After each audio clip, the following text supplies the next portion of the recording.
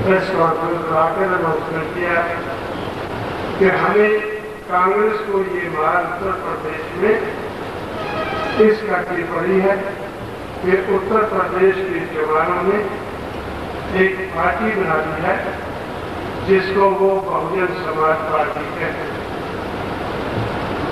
Bahujan Samaj party बना दी उन्होंने और उस पार्टी को 2.4% वोट पड़े हैं। उसको तो वोट बहुत कम पड़े हैं, लेकिन हमारे वोट बहुत कम हो गए हैं। ये कोई झूठ की बीमारी न गई है कांग्रेस को कि उनके वोट तो 2.4% है, लेकिन हमारे 49 से घटकर 42 हो गए हैं। हमारे वोट 100 में से 7 कम हो गए, इसलिए 265 सीटों पर कांग्रेस रह गई। तो उसके बाद मैंने सोचा कि जितने जवान हमारे साथ जुड़ने थे उतने तो बड़ी मुश्किल से जुड़े हैं, लेकिन अब कांग्रेस के कहने से बाकी जुड़ने की उम्मीद है। जब कांग्रेस ने प्रचार शुरू कर दिया है कि जवानों ने अपनी पार्टी बना दी है, तो अब कांग्रेस में जवानों के ऊपर भरोसा नहीं किया जाएगा। कांग्रेस में जमात बेभरोसा बन जाएगा और वो जब उसके ऊपर भरोसा नहीं होगा तो वो कांग्रेस छोड़कर बहुजन समाज पार्टी में आएगा। मैंने अपने साथियों को बुलाकर कहा कि अब जवानों के ऊपर ध्यान नहीं देना चाहिए, जो शूद्र समाज के लोग तो उनको जोड़ना चाहिए। तो इस तरह से हम लोगों ने कोशिश जारी रखी और उस कोशिश का नतीजा था कि मायावती को मैंने बिजनौर से और हरिद्वार से 2 उपचुनाव लड़ाए और इलाहाबाद से मैंने खुद चुनाव लड़ा। ये पार्लियामेंट के 3 उपचुनाव लगे। उसके बाद 1989 में जो चुनाव आया, उस चुनाव में बहुजन समाज पार्टी बढ़ते बढ़ते काफी आगे बढ़ी और उस चुनाव में बहुजन समाज पार्टी के 2 मेंबर पार्लियामेंट चुनकर आए। एक बिजनौर से मायावती मेंबर पार्लियामेंट बना और एक चुनावी मेंबर पार्लियामेंट बना। बिजनौर से एक चुनावी चुनकर आई और आजमगढ़ से एक यादव चुनकर आया और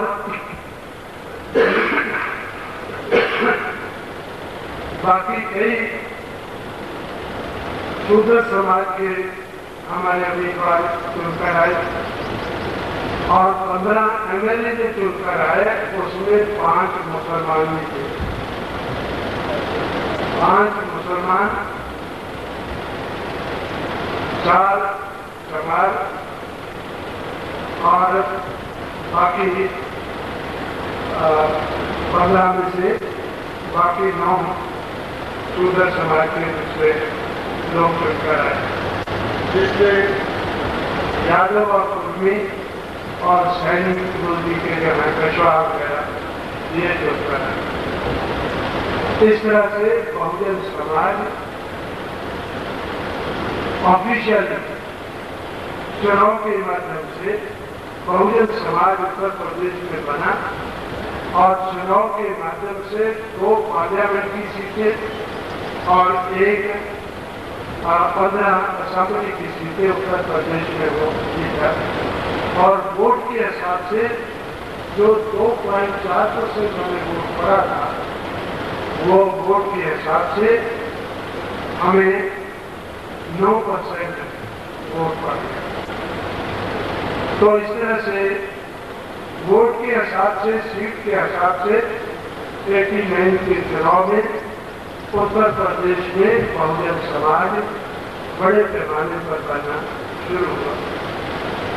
1991 में फिर चुनाव हुआ, फिर बात थोड़ी और आगे बढ़ी 93 में फिर चुनाव हुआ, उसमें हमारे 67 MLA उत्तर प्रदेश में चुनकर आया 93 और 93 तक पंजाब में भी मूवमेंट आ गई।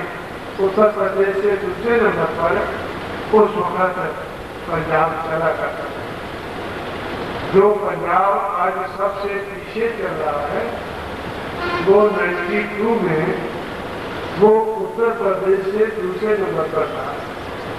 अगर उत्तर प्रदेश में 67 चुनकर आए MLA तो पंजाब में 9 चुनकर आ गए। पंजाब में 9 चुनकर आए थे, लेकिन वो बहुजन समाज से नहीं, वो सिर्फ टुडे त्योहार समाज के थे।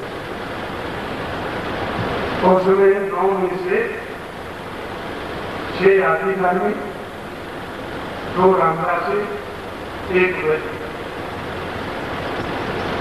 ये बहुजन समाज था। पंजाब में जैसे उत्तर प्रदेश में हमारे 2 MP चुनकर आए तो 2 MP में से 89 में 1 चमारी और 1 ज्यादा, और जो बाकी थोड़े थोड़े वोट से हारे उनमें भी ज्यादातर शूद्र समाज के। लेकिन पंजाब में शूद्र समाज नहीं है।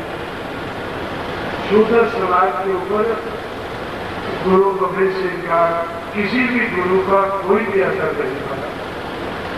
गुरु ग्रंथ साहब की वाणी का भी कोई असर नहीं पड़ा।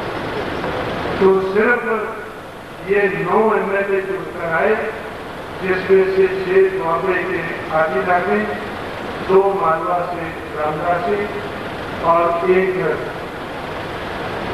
मालवा से ही शायद था। डॉक्टर को तो बहुत ट्राई किया है, डॉक्टर कौन सिंह को, इसको बहुत ट्राई किया है, तो इससे बहुजन समाज नहीं बनता है। तो अगर कॉर्नर सीडी सिंह को ट्राई किया जाए तो शायद बहुजन समाज बनना शुरू हो जाए। तो सीडी सिंह को भी ट्राई किया गया, हमारे सामने जोगा सिंह बैठे हैं तो इनको भी ट्राई किया गया, हमारे और एक साथी बैठे हैं, हाथ खड़ा किया उन्होंने, गोभी सिंह। तो अब हमारी तरफ से काफी कोशिश हुई कि किसी तरह करके पंजाब में भी बहुजन समाज बनता। तो और उसके लिए शेड्यूल कास्ट की सारी जातियां जोड़ने में तो कुछ हद तक हम सफलता हमें मिली है, बहुत ज्यादा नहीं, कुछ हद तक।